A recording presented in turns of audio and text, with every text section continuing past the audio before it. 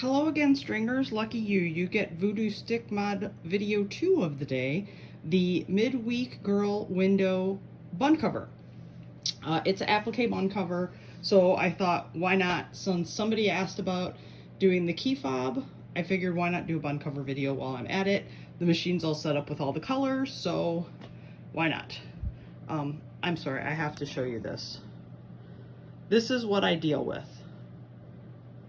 She'll be there until I do something where she feels her input is necessary.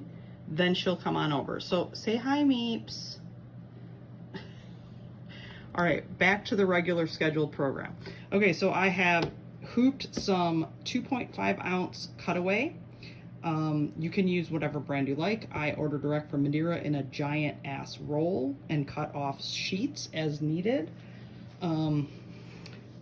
I'm using my 5x7 hoop on my 10 needle. You can do this on a single needle. You don't need a 10 needle. It's easier for me to load up the 10 needle because then I can do the 15,000 other things I have to do while I'm going. While it's going, I have a piece of felt for the back. This kind of helps things from sliding around on your hair too much. I ran out of black, so we're using a dark gray.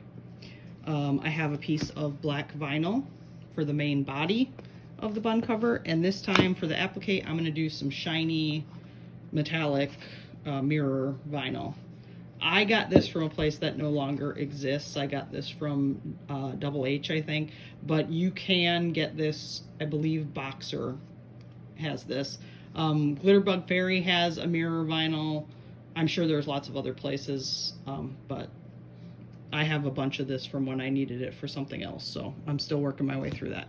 All right, so first things first, we are going to run color stop 1, and then I will be back. Okay, I'm back, and we have our die line. You do it just on the stabilizer. You don't want to do it on the vinyl, because as I mentioned in my fob video, vinyl can have stretch.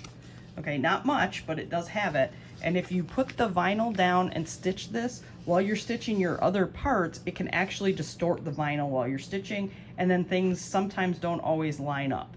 So we're gonna do, oh, there she is. She feels the felt just might run away, so she's gonna help me. So we're going to now take our vinyl. Oh, one other thing. I'm using my 5x7 hoop. This will fit in a 4x4, but I'm using my 5x7 on the 10 needle because the hoops are deeper. So using the 5x7, yes, thank you, Meeps, means that I have more room to cut my applique later.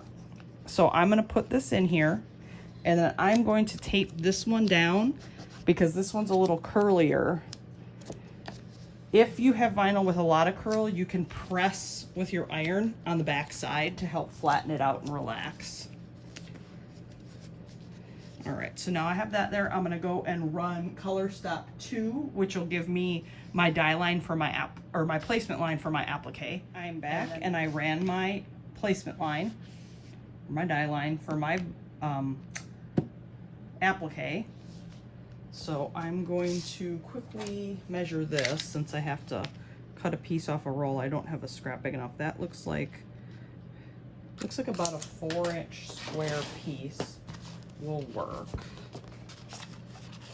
So I am just going to move some stuff out of the way here. I have too much crap out today. All right. I know you can't see what I'm complaining about since it's off screen, but I have a bunch of junk on my table today. A bunch of different rulers, things like that I really should put away. Okay, now I'm going to take my applique vinyl of choice.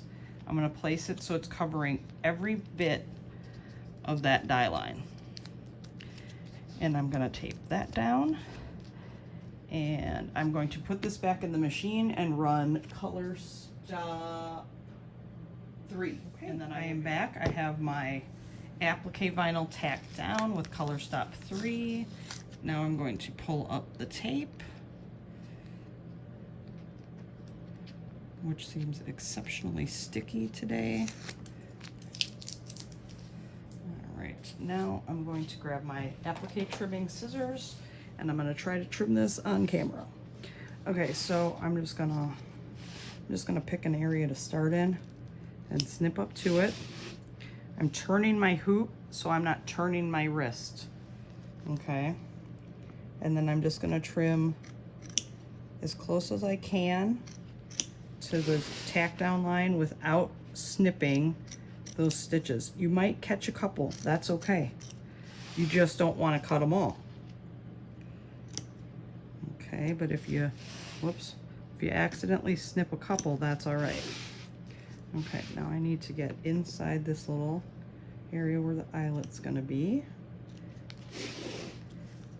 And yeah, there's a whole lot of hoop turning here. Okay, got that one. Sometimes you can just zhoosh your scissors right around. Yes, that's a technical term, zhooshing. Unfortunately, I think my scissors might need to be sharpened, so they're not zhooshing as well as they should lately. All right. I'm like way off camera, and I'm sorry about that, folks. But sometimes trying to do things on camera is not as easy as you'd think. All right. Okay, we got that trimmed. I'm just checking around it to see. Right here, I don't think I got close enough, so I'm just gonna come in and give a little extra snip to get the junk cut off. There we go. All right. Okay, so now this is ready to go back in the machine.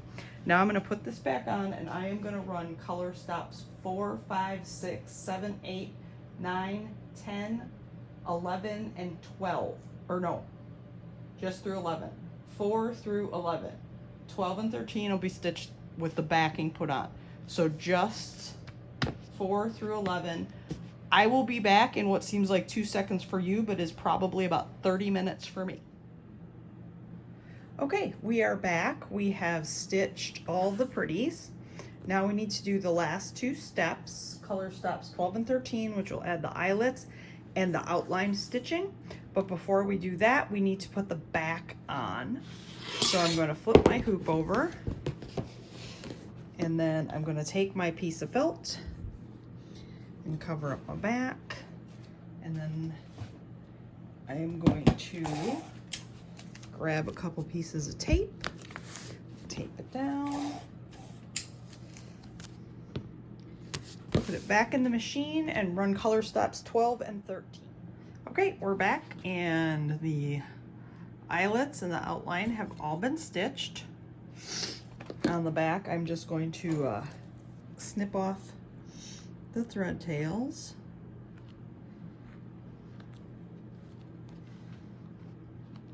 Okay, and then I'm going to twist my tape a little. Now we can pop it out of the hoop.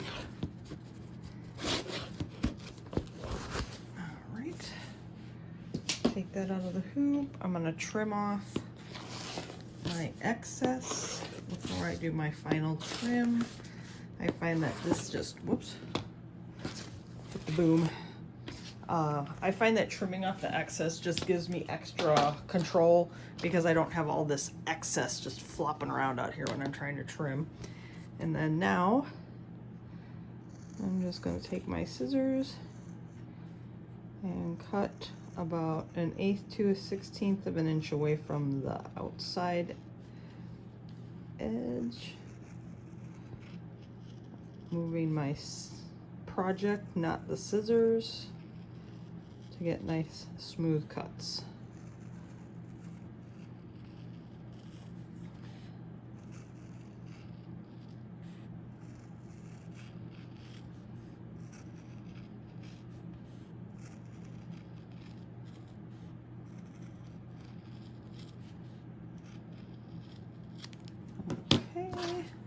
Now that's all cut out.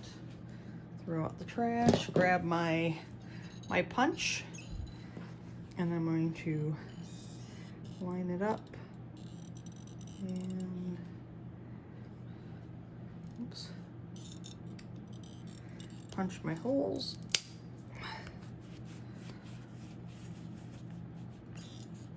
Okay. Sometimes the felt gets hung up in the hole, so I just got to pull it out. And then on this side, punch the holes.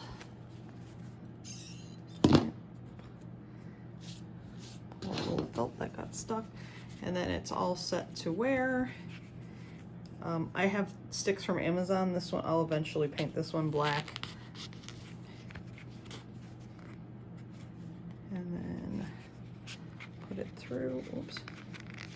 It's a little tight. I like to punch the hole a little tight, then that way I don't have to worry about things sliding out. And there we go. One midweek girl window bun cover. We did the fob yesterday. Hope this helped, and as you can see, applique isn't all that hard. Just a few extra steps.